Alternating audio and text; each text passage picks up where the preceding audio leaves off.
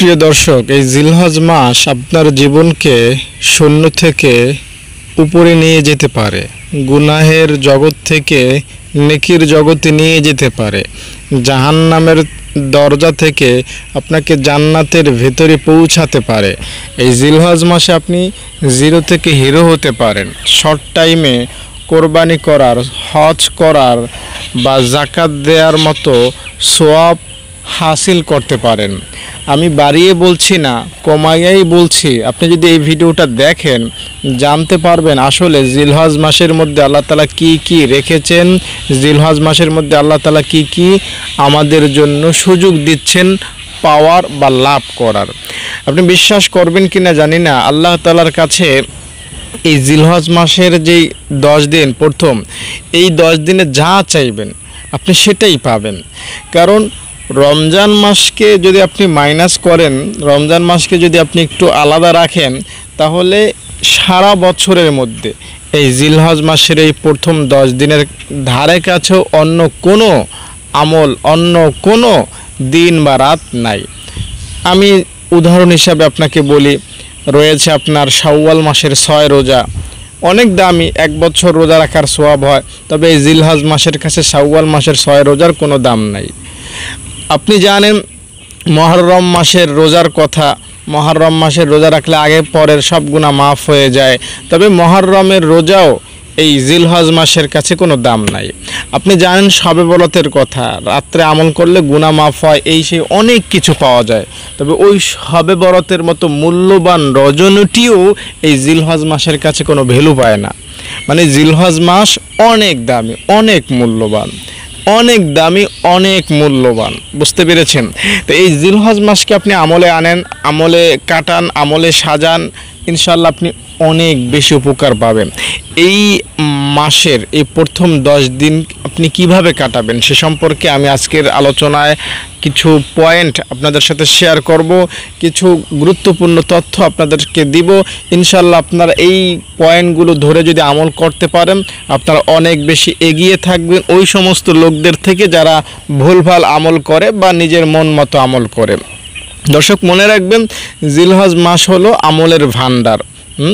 আপনি পানির দরকার, পানি পান করবেন। আপনি যদি হাউজের কাছে যান পানির ভান্ডার পাবেন, গভীর নলকূপের কাছে যদি যান পানির ভান্ডার পাবেন, মরুভূমিতে গেলে পানির ভান্ডার পাবেন না। তো আমলের ভান্ডার হলো এই জিলহজ মাসের প্রথম 10 দিন।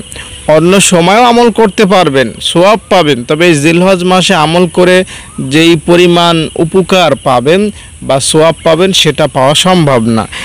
এরপরে এই জিলহজ মাসটা হলো সর্বশ্রেষ্ঠ মাস আল্লাহ তাআলার কাছে। এই জিলহজ মাস হলো ত্যাগের মাস। এই জিলহজ মাসে আপনি কিছু আপনার অভ্যাসকে, যেটা বদ অভ্যাস সেটা দূর করবেন। আপনি হয়তো নাটক সিনেমা দেখবেন না এখন।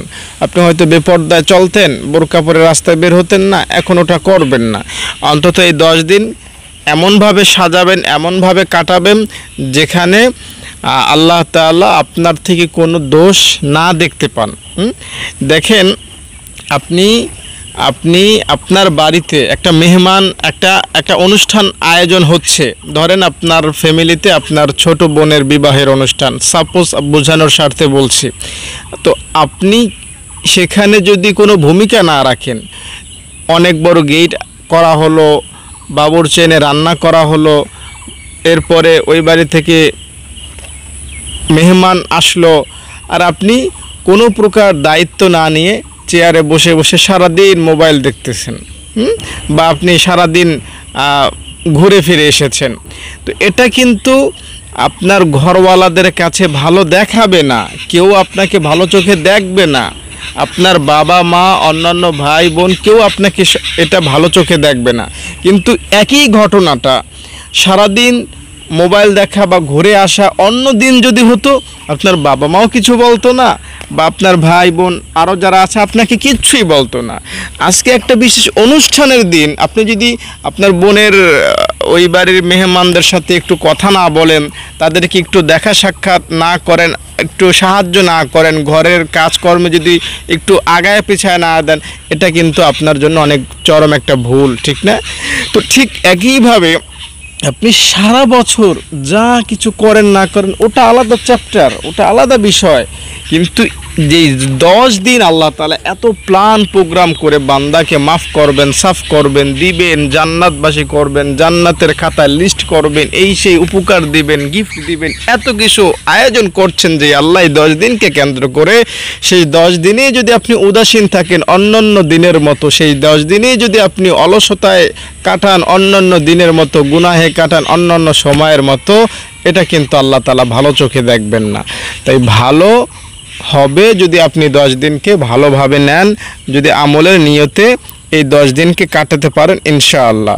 এরপরে আপনি এই 10 দিনের মধ্যে কোরআন তেলাওয়াত করবেন, অবশ্যই কোরআন তেলাওয়াত করবেন। এই 10 দিনে পবিত্র কোরআনের যে কোনো আয়াত, যে কোনো সূরা আপনি অবশ্যই পাঠ করার চেষ্টা করবেন। যারা কোরআন পারদর্শী তারা কোরআন একবার খতম দেওয়ার চেষ্টা করবেন। এরপরে অবশ্যই যাদের সামর্থ্য আছে অবশ্যই কোরবানি দিবেন। দেখেন, কোরবানি দিতে বেশি টাকা লাগে না, 3 থেকে 4 হাজার টাকা হলেও কোরবানি দেওয়া যায়, 15-20 হাজার, 1 লাখ 2 লাখ টাকা লাগে না। আমাদের মাদ্রাসায় গত 2 দিন আগে একটা বকরি আসছিল, যিনি দিয়েছেন তিনি 2টা বকরি কিনেছেন, তো 2টা বকরি কিনেছেন মাত্র 9,000 টাকা দিয়ে, দোনোটাই কোরবানির উপযুক্ত। তো 9,000কে যদি ভাগ করেন 2 দিয়ে তাহলে হয় 4,500 টাকা, 4,500 টাকা হলেই আপনি একটা কোরবানি দিতে পারেন। তাই একটা বকরি দিয়ে হলেও কোরবানি দিয়ে দেবেন। কোরবানি দেয়াটা বছরে একবার ভাগ্যে জোটে, এটাও যদি আপনি না দেন তাহলে এটা হবে চরম লজ্জার একটা বিষয়। মা বোনেরা কোরবানি দিতে অনেক সময় পিছিয়ে থাকে, মা বোনরা কোরবানি দিতে অনেক সময় তাদেরকে ওই রকমের ভূমিকায় দেখা যায় না। তাই মা বোনদেরকে বলবো আপনারা কোরবানি দিবেন, আপনাদের উপর কোরবানি সব সময় ফরজ হয়ে থাকে, ওয়াজিব হয়ে থাকে। পুরুষ যারা তাদের পকেটে টাকা এই থাকে না, কিন্তু মা বোনদের সব সময় স্বর্ণ গয়না থাকার কারণে, তাদের কাছে সম্পদ থাকার কারণে তারা কিন্তু সব সময় কোরবানির উপযুক্ত থাকে। তারা কোরবানি না দিলে সব সময় তারা গুনাহগার থাকে। তাই আপনারা বেশি বেশি কোরবানি দিতে নিজেকে প্রস্তুত রাখবেন। এরপরে আপনি এই জিলহজ মাসে বেশি বেশি চেষ্টা করবেন ছোট গুনাহগুলো থেকে নিজেকে বাঁচায় রাখতে, বড় গুনাহগুলো থেকে তো অবশ্যই বাঁচায় রাখবেন। আর জিলহজ মাসের সাথে যে আমলগুলো বিশেষভাবে জড়িত তা হলো নখ না কাটা, চুল, দাড়ি বা শরীরের অন্যান্য পশম কোনো কিছুতে হাত না দেয়া। আপনি এগুলো একদম কোরবানি না করা পর্যন্ত কাটবেন না, এতে আপনার বিশেষ এক রকমের ফজিলত হাসিল হবে। এরপরে আপনি এই জিলহজ মাসটাকে জীবনের একটা বিশেষ একটা মোড় বা বিশেষ একটা দিক হিসাবে ধরবেন, যে এই জিলহজ মাসটাকে কেন্দ্র করে আমি জীবনটাকে নতুনভাবে সাজাবো। যেমন বছরের শুরুতে বিভিন্ন প্রতিষ্ঠান তাদের বছরের হিসাব করে পরবর্তী বছর কিভাবে নতুনভাবে সাজানো যায়, উন্নতি করা যায়, এই ধরনের প্ল্যান প্রোগ্রাম করে আপনিও এই জিলহজ মাসটাকে কেন্দ্র করে প্ল্যান করেন, আখিরাতের প্ল্যান, যে আমি গত 1 বছরে কি করলাম, আগামী বছর আমি কি করতে পারি। এই ধরনের আখিরাতমুখী প্ল্যান করেন, প্রোগ্রাম করেন, ইনশাআল্লাহ আপনি অনেক বেশি উপকার পাবেন। এই যেই বিষয়গুলো আপনাদের সাথে শেয়ার করলাম এগুলোতে আপনি অবশ্যই জড়িত হবেন, আমল করবেন, ইনশাআল্লাহ অনেক বেশি উপকার পাবেন। পরিশেষে আমি একটা আমলের কথা বলবো, তা হলো দুরূদ শরীফ। জিলহজ মাসের প্রত্যেক দিন দুরূদ শরীফ পড়বেন, দুরূদ শরীফ ছাড়া কোনো দিন কাটাবেন না। আর আল্লাহু আকবার, লা ইলাহা ইল্লাল্লাহু আল্লাহু আকবার ওয়ালিল্লাহিল হামদ, এই দোয়াটা পাঠ করবেন। দর্শক যারা ভিডিওটা এই পর্যন্ত দেখলেন সবাইকে ধন্যবাদ, এবং আপনাদের কাছে অনুরোধ থাকবে আপনারা এই ভিডিওটির কমেন্টে একটা আমিন লিখবেন এবং আপনারা ভিডিওটিতে একটা লাইক দেবেন। আমি দোয়া করলাম আল্লাহ যারা কমেন্ট করেছেন, লাইক দিয়েছেন, আপনি তাদের গুনাহ মাফ করে দেন, তাদের যত বিপদ আছে আল্লাহ আপনি তা দূর করে দেন। আল্লাহ তুমি আমার দোয়া কবুল করে নাও, আমিন। আসসালামু আলাইকুম।